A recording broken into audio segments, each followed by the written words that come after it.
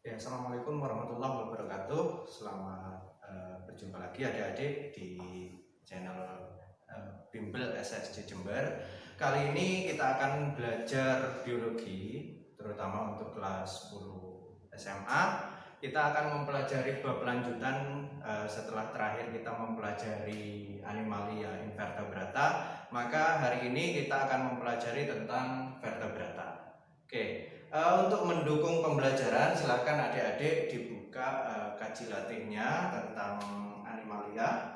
Itu ada di kaji latih 8 ya, di halaman 19 ya. Jadi di situ yang membahas tentang hewan-hewan vertebrata. Oke, kita mulai aja dari materinya dulu tentang vertebrata. Jadi kemarin sudah adik-adik belajar tentang animalia invertebrata, maka harusnya sudah ada beberapa pengetahuan, beberapa informasi tentang apa itu animalia. Jadi animalia adalah salah satu dari kingdom yang ada di bumi. Jadi kingdom dari makhluk hidup salah satunya itu adalah animalia. Nah, ciri dari animalia sendiri seperti yang kita pelajari kemarin, yaitu animalia ini merupakan kelompok makhluk hidup yang terdiri dari makhluk hidup multiseluler, artinya ada beberapa sel. Kemudian dia juga bersifat selnya ini tidak memiliki dinding sel ya. Itu adalah salah satu ciri utama dari kelompok animalia. Oke, untuk vertebrata kita lanjut di pembahasan kali ini. Oke, kalau kita kembali lagi ke klasifikasi,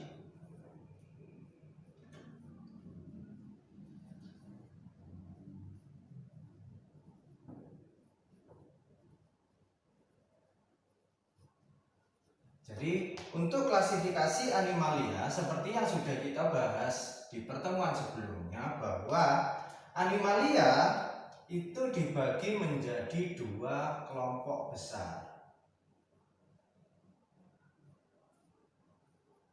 Ada kelompok invertebrata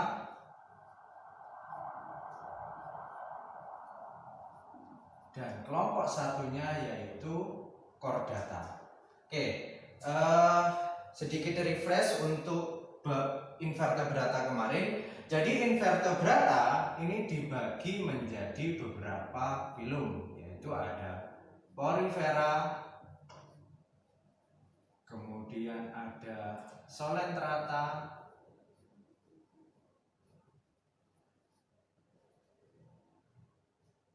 atau ini ada yang menyebutnya sebagai Cnidaria. Kemudian ada Echinodermata,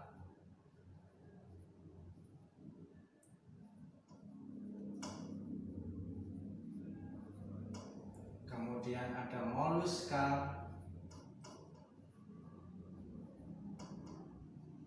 kemudian ada Platyhelminthes,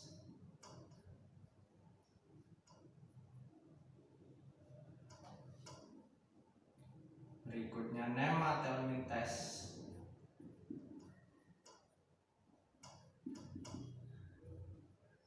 kemudian Annelida, dan yang terakhir Arthropoda. Oke, jadi ini sedikit refresh tentang bab yang kemarin invertebrata, bahwa invertebrata itu dibagi menjadi 8 filum mulai dari Porifera sampai di Arthropoda. Oke. Nah, ciri dari invertebrata kemarin sudah kita bahas bahwa makhluk hidup yang termasuk di dalam kelompok invertebrata ini adalah makhluk hidup yang tidak memiliki tulang belakang. Maka pembagian yang kedua atau kelompok dari yang kedua yaitu filum Chordata.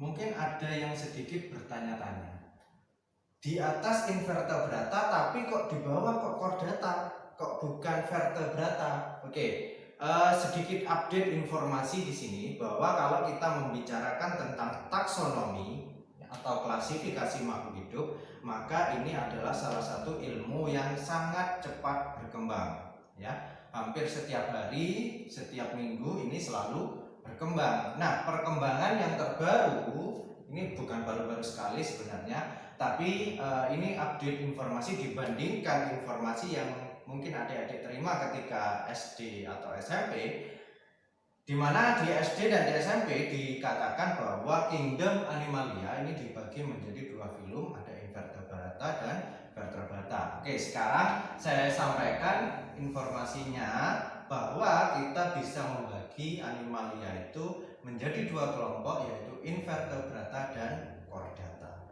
Nah, seperti apa Chordata itu? Kalau lihat klasifikasinya,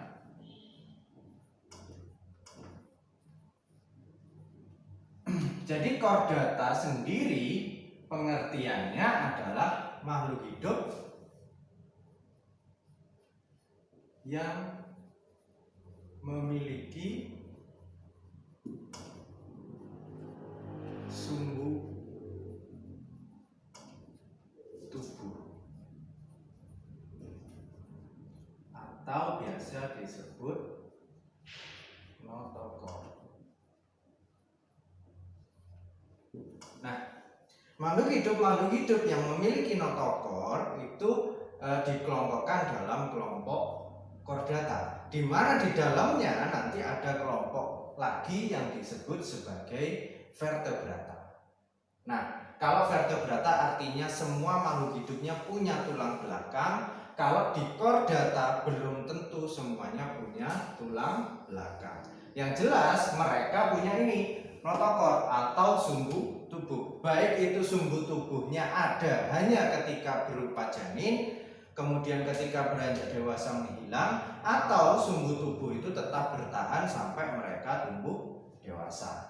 Itu juga menjadi salah satu pembagian atau klasifikasi dari Chordata sendiri. Oke, kalau kita lihat lagi pembagiannya dari Chordata, klasifikasinya ini dibagi menjadi dua, yaitu ada Acraniata. Acraniata itu artinya dari kata cranium. Cranium itu adalah tulang tengkorak, ya. Artinya kalau kelompok Acraniata, A itu tidak, cranium itu adalah tengkorak, berarti ini makhluk hidup yang tidak memiliki tengkorak atau tidak memiliki tulang kepala. Oke, berarti sisi sebelahnya adalah kelompok dari Craniata. Atau ini biasa kita kenal dengan kelompok Vertebrata. Nah, jadi kenapa kok tadi di sini Animalia dipisahkan menjadi Invertebrata dan Chordata, bukan Invertebrata dan Vertebrata? Karena ada kelompok ini, Acraniata. Ya, kelompok Acraniata ini kalau pembagiannya hanya Inver dan Verte, maka dia tidak memiliki kelompok. Nah, maka diakomodasi di sini Acraniata dalam kelompok Chordata. Nah, Acraniata ini dibagi lagi menjadi dua, ada Urochordata.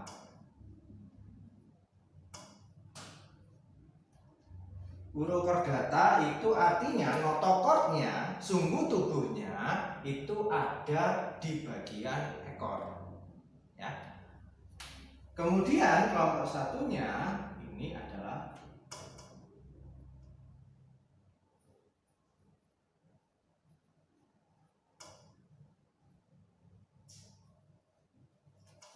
kelompok Cephalochordata.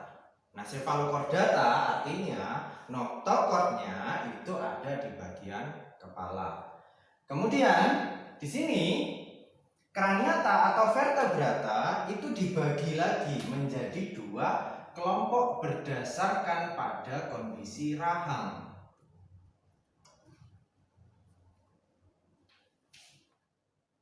Yaitu kelompok kelompok agnata, kelompok yang tidak memiliki rahang atau makhluk hidup yang tidak memiliki rahang, contohnya adalah hagfish ya. Hagfish itu bentuknya seperti ikan, tapi kepalanya tidak memiliki tulang rahang sehingga bagian mulutnya itu seperti menyerupai mulut dari bintang. Itu kelompok agnata. Nah, kelompok satunya ini adalah gnatostomata.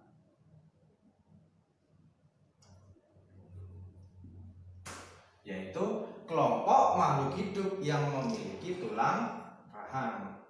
Nah, dari sini gnatostomata ini bisa dibagi lagi, dikelompokkan lagi menjadi kelompok ini. Satu itu kelompok Pisces. Jadi Pisces itu termasuk kelompok yang memiliki rahang.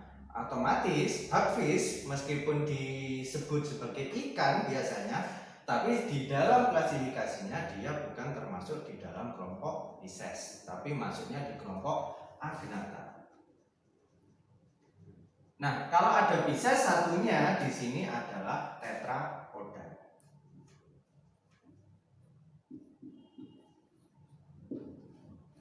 Pisces atau kelompok ikan ya, seperti kita tahu bahwa biasanya ini dihuni oleh makhluk hidup yang hidup di air. Kemudian dia bersifat berdarah dingin, artinya suhu tubuhnya mengikuti suhu lingkungan atau poikiloterm. Kemudian biasanya bergerak dengan sirip, itu ciri-ciri dari Pisces. Kemudian untuk tetrapoda ini tetra itu 4 ya. Podos itu mengacu pada tungkai, bukan hanya kaki. Tangan itu kan juga disebut sebagai tungkai. Jadi tetrapoda artinya makhluk hidup yang memiliki 4 tungkai. Ada apa aja? Mulai dari paling primitif itu ada amfibi,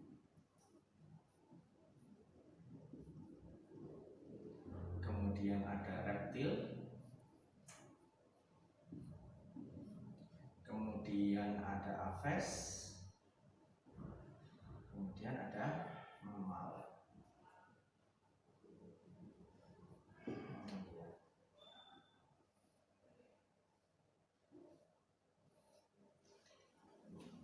Oke, jadi jelas yang akan kita pelajari di pertemuan kali ini adalah tentang vertebrata ini, yaitu mencakup agnata, gnatostomata, di mana kita biasanya mengenal itu vertebrata itu adalah ini, Pisces, amfibi, reptil, aves, dan mammal.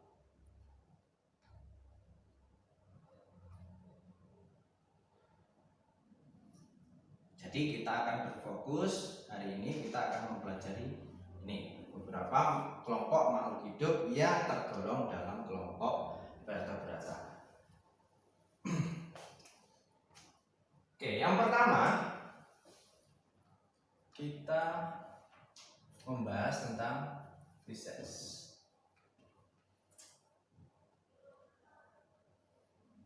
Ciri-ciri dari Pisces yang bisa kita amati adalah biasanya mereka hidup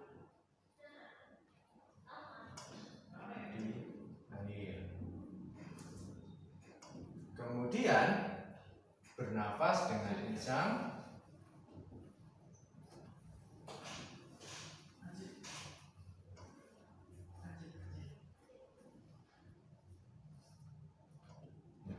kemudian dia termasuk berdarah dingin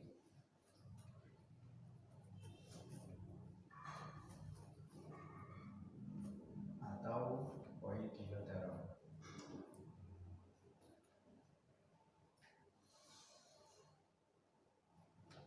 Kenapa dia bisa bersifat poikiloterm? Karena itu tergantung pada kondisi jantungnya. Jadi Pisces ini jantungnya hanya memiliki 2 ruang.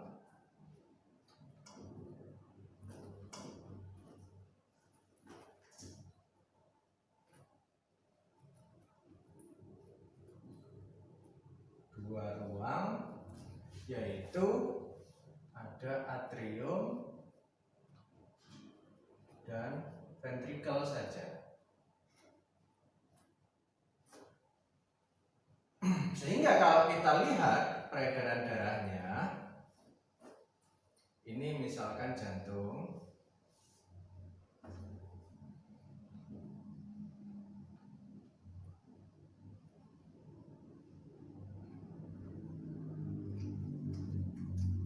ini bagian atrium, kemudian ini adalah ventricle.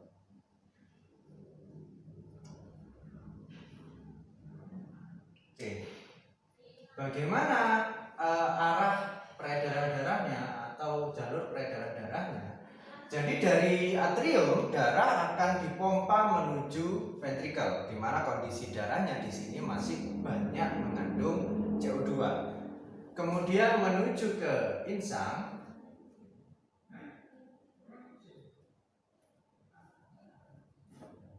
Kemudian di insang terjadi pertukaran antara CO2 dengan O2, sehingga darah yang keluar dari insang ini banyak mengandung O2. Nah, darah yang banyak mengandung O2 ini diteruskan menuju ke seluruh tubuh.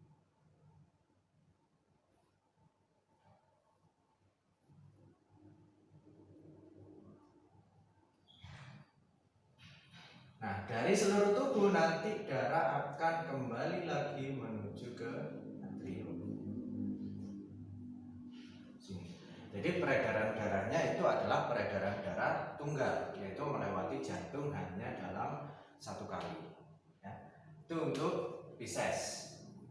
Kemudian berikutnya untuk amfibi.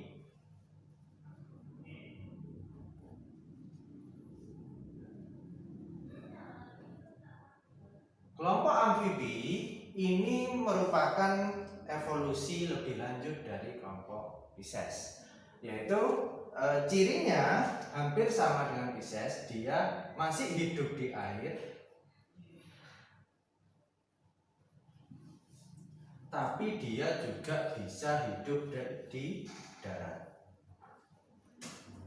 Jadi ada dua habitat yang bisa ditempati oleh amfibi, yaitu di air dan darat. Dia bernafas dengan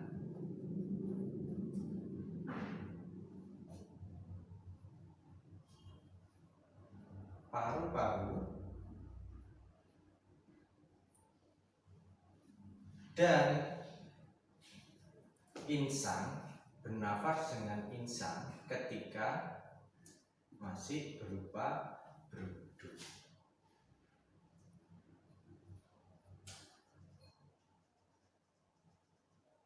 Kemudian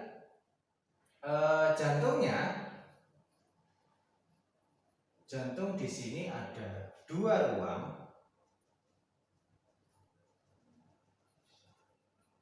yaitu atrium kanan, atrium kiri, dan satu ventricle maksudnya. Oke, jadi seperti itu untuk amfibi. Karena dia hanya memiliki satu ventricle, maka otomatis masih memungkinkan untuk terjadi percampuran darah yang banyak O2 dengan darah yang banyak CO2, sehingga sulit untuk amfibi untuk bisa mengontrol suhu tubuhnya karena darahnya tercampur antara oksigen dan CO2. Maka dari itu dia masih tergolong ke dalam kelompok Poikilotherum.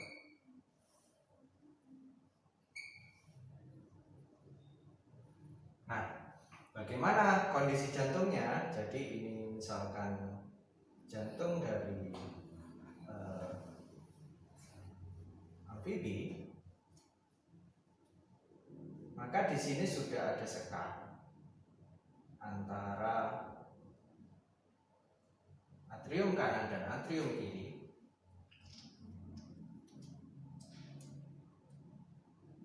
Ini atrium, ini ventricle. Kemudian darah itu diedarkan paru-paru. Ya. Darah menuju paru-paru itu berasal dari ventricle. Kemudian dari paru-paru dikembalikan ke atrium kiri. Dari atrium kiri dipompa menuju ke ventricle. Jadi ke sini. Dari ventricle. Nah, di sini kan ada percampuran. Tadi ada darah yang kaya dengan CO2 yang berasal dari tubuh masuk ke atrium kiri, kemudian dikirim ke ventricle. Kemudian ada darah yang banyak oksigen dari atrium dikirim ke ventricle juga. Sehingga terjadi percampuran darah di sini. Darahnya tidak murni kaya oksigen atau kaya CO2 karena tetap masih bercampur. Jadi seperti ini sistem peredaran darah dari amfibi. Oke, sebelumnya ini ada revisi di sini. Tadi mohon maaf kalau saya menyebutkan ada 2 ruang, tapi di sini gambarnya 3. Oke, yang benar itu di sini ada 3 ruang. Jadi amfibi seperti contohnya katak itu memiliki 3 ruang, bukan 2 ruang. Oke, kita lanjut di kelompok berikutnya, yaitu kelompok dari reptil.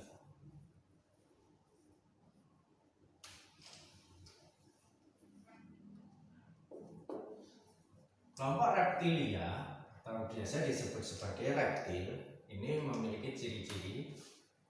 Dia ada yang hidup di darat, juga ada beberapa yang di air, tapi kebanyakan hidup di darat. Kemudian bernafas dengan paru-paru.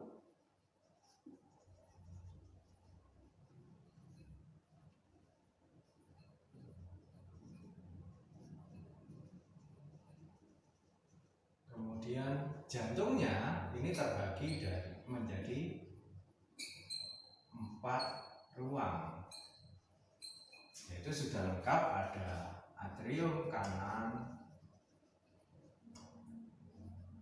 atrium kiri, ventricle kanan,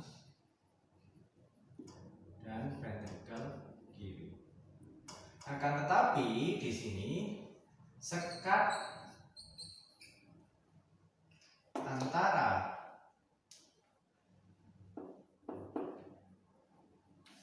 ventricle kanan dan kiri tidak sempurna, sehingga gambarnya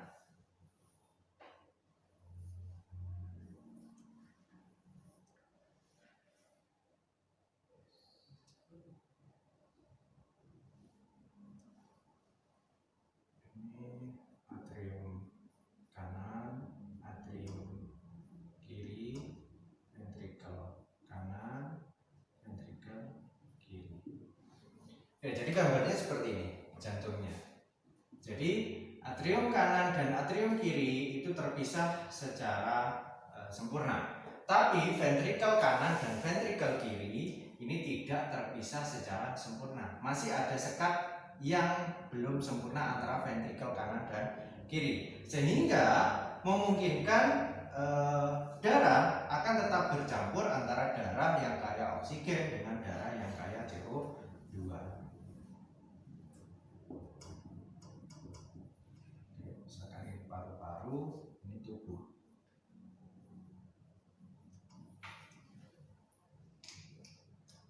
Darah yang kaya CO2 dari seluruh tubuh akan masuk ke atrium kanan. Kemudian dari atrium kanan akan dipompa menuju ventricle kanan. Dari ventricle kanan diteruskan menuju ke paru-paru. Dari paru-paru darah sudah banyak mengandung oksigen, dibawa menuju ke atrium kiri. Kemudian dari atrium kiri dilanjutkan ke ventrikel kiri. Dari ventrikel kiri akan dipompa lagi ke seluruh tubuh. Tapi di sini karena sekatnya tidak sempurna, darah itu masih bisa bercampur antara kaya oksigen dan kaya CO2, sehingga kata itu masih tergolong makhluk hidup yang bersifat reptil ya. Reptil masih tergolong ke makhluk hidup yang bersifat poikiloteron. Oke, itu adalah 3 kelompok makhluk hidup atau 3 kelas dari animalia yang merupakan poikiloteron atau hewan berdarah dingin. Berikutnya ini adalah Aves, di mana 2 kelas terakhir Aves dan Mamalia ini masuk ke golongan atau kelompok makhluk hidup homoioteron. Artinya mereka bisa mengontrol kondisi suhu tubuhnya sendiri, tidak mengikuti pada kondisi suhu lingkungan.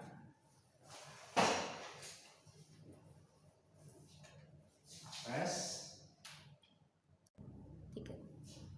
Oke, berikutnya Aves. Aves atau kelompok burung ya. Ciri utama dari kelompok Aves, dia bernafas dengan paru-paru.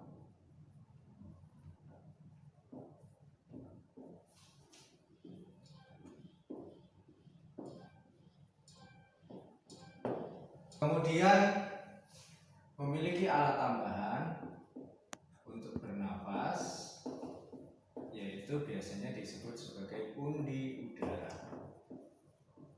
Undi udara ini digunakan ketika Aves ini sedang terbang. Kemudian jantung dari Aves ini sudah terbagi 4 ruang sempurna, yaitu ada atrium kanan, ventrikel kanan, kemudian atrium kiri dan ventrikel kiri. Sehingga ini termasuk ke dalam kelompok homoioteron.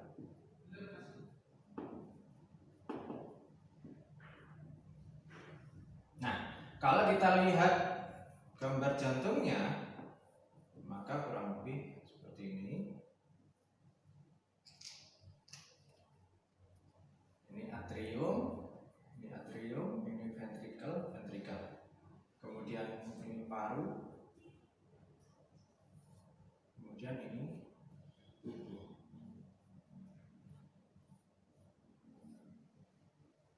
Ya, sama seperti tadi bahwa darah yang kaya dengan CO2 dari seluruh tubuh akan masuk ke atrium kanan.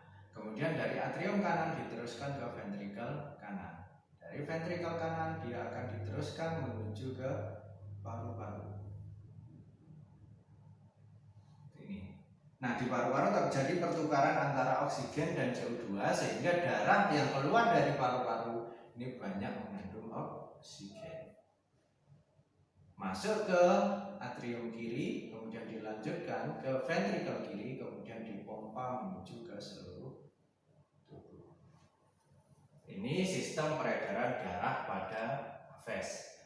Ada sekat yang sempurna di sini antara ventrikel kanan dan kiri sehingga tidak akan terjadi percampuran antara darah yang kaya oksigen dan kaya CO2. Berikutnya Mamalia.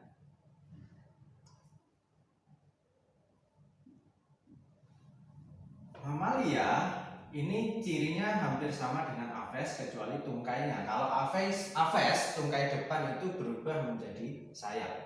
Kalau di mamal enggak, tetap berupa kaki, tangan atau berupa sirip. Oke, di sini dia bernafas dengan paru-paru.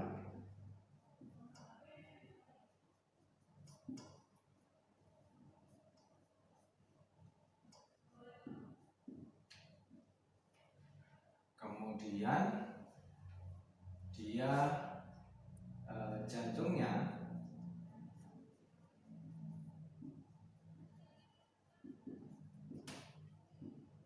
empat ruang. kemudian dia homoioterm, kemudian yang utama dia memiliki kelenjar susu.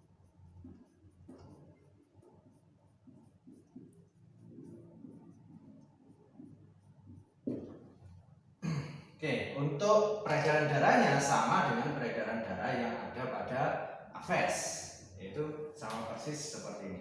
Oke, itu materi untuk vertebrata. Kemudian kita lanjutkan langsung ke pembahasan soalnya, karena soal di buku itu juga tidak terlalu banyak yang membahas tentang vertebrata. Oke, kalian bisa buka halaman 19 untuk kaji latih animalia. Ya. Kita langsung ke nomor 47. Di nomor 47 saya bacakan soalnya. Berikut yang merupakan kelompok ikan bertulang keras.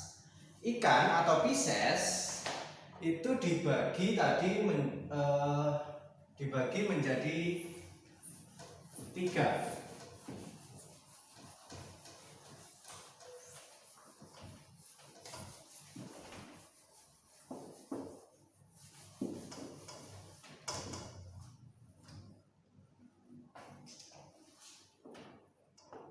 Jadi Pisces ini dibagi menjadi ada ini Placodermi,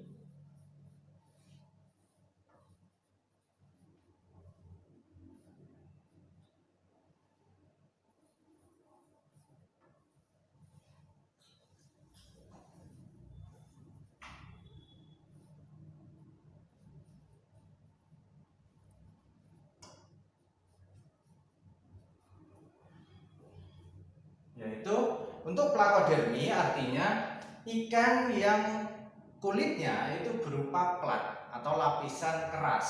Nah, ini merupakan awal atau hewan pertama yang memiliki rahang. Tapi sekarang Placodermi sudah tidak ada karena masuk di kelompok tergolong ke makhluk hidup yang sudah punah. Kemudian Osteichthyes atau makhluk hidup atau ikan yang bertulang rawan, contohnya adalah hiu. Kemudian ikan pari, ya. Ini adalah makhluk hidup yang tulangnya berupa tulang rawan. Sedangkan Chondrichthyes ini masuk ke tulang sebenarnya atau tulang keras. Ya, ikan-ikan pada umumnya selain hiu dan pari tadi itu masuk di kelompok Chondrichthyes. Nah, kita kembali ke pertanyaan atau soal. Yang termasuk Osteichthyes yaitu berarti yang ada opsi hiu itu sudah jelas itu adalah hiu dan pari, itu salah. Berarti jawabannya adalah E, mujair, mas, dan lele. Kemudian pelindung tubuh pada kura-kura atau penyu adalah itu ada 2, ada carapax dan plastron. Ya, jadi pelindung tubuh pada kura-kura, kalau kita lihat cangkang kura-kura dari samping itu kan bentuknya seperti ini. Ini kepala kura-kura. Kemudian di sini biasanya ada bagian ekor.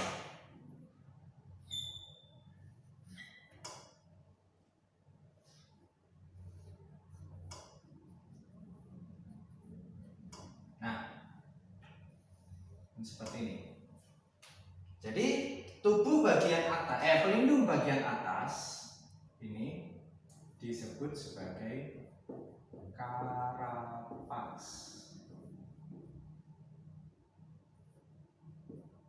Sedangkan ini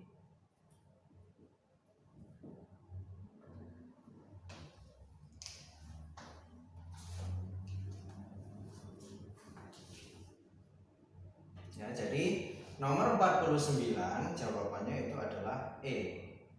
Yang cangkang bagian atas itu disebut carapax, yang bawah disebut plastron.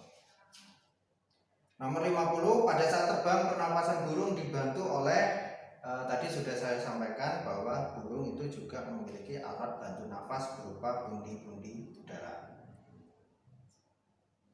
Oke, berikutnya 51, hewan memiliki ciri sebagai berikut. memiliki kulit berlendir dan lembab, hidup di air dan darat, mengalami metamorfosis. Itu semua adalah ciri dari amfibi, ya. Kelas amfibi itu biasanya ditandai tadi, pertama hidup di darat dan di air, kemudian ada metamorfosis mulai dari telur, kemudian berudu atau kecebong, kemudian menjadi katak dewasa. Kemudian kulit yang lembab itu berguna untuk membantu amfibi bernafas. Karena selain bernafas dengan paru-paru, amfibi juga bernafas dengan kulit. Karena di bawah kulitnya terdapat kapiler-kapiler darah. Sehingga kulit yang lembab membantu mengikat oksigen. Kemudian hewan 54, hewan yang suhu tubuhnya tidak dipengaruhi oleh suhu lingkungan itu disebut homoiotherm. Ya, jawabannya adalah A. Kemudian 55, kelompok mamalia yang termasuk ordo Perissodactyl adalah sebagai berikut. Oke, sebagai informasi, Perissodactyl itu artinya hewan yang memiliki kuku ganjil. Yang termasuk hewan berkuku ganjil itu adalah tapir, kuda, badak, dan zebra. Berarti di sini jawabannya adalah D, zebra. Oke, berikutnya, pesut, lumba-lumba, dan paus merupakan kelompok yang sama, yaitu ordo Cetacea. Cetacea itu artinya, kalau nama dari penamaan Cetacea itu artinya paus. Artinya ini adalah hewan besar yang hidup di air. Jadi itu adalah kelompok dari mamalia sebenarnya. Mamalia yang hidup di air itu masuk di ordo Cetacea. Memiliki persamaan ciri, yaitu salah satunya tukai depan berubah menjadi seperti sirip atau flipper. Kemudian jari lebih 5 itu adalah salah satu jawaban yang salah. A sampai D itu benar, berarti jawabannya yang kecuali itu D, karena Cetacea itu tidak memiliki jari. Oke, jadi itu pembahasan untuk kelompok mamalia. Semoga membantu. Nanti informasi atau materi tentang ini juga akan saya kirimkan melalui PDF. Silahkan di-download, kemudian dipelajari. Berikutnya kita bertemu lagi di bab-bab selanjutnya. Semoga bermanfaat, dan jangan lupa klik like, subscribe, dan juga di komen. Dan juga jangan lupa follow IG dari SSC Jember, yaitu @lbbssc. Oke, terima kasih adik-adik. Semoga adik-adik tetap diberikan kesehatan beserta keluarganya, juga diberikan kesehatan di antara sekarang ramainya atau maraknya tentang wabah COVID-19. Semoga kita selalu dilindungi, dan sampai ketemu lagi nanti di kondisi yang jauh lebih baik. Terima kasih. Wassalamualaikum warahmatullahi wabarakatuh.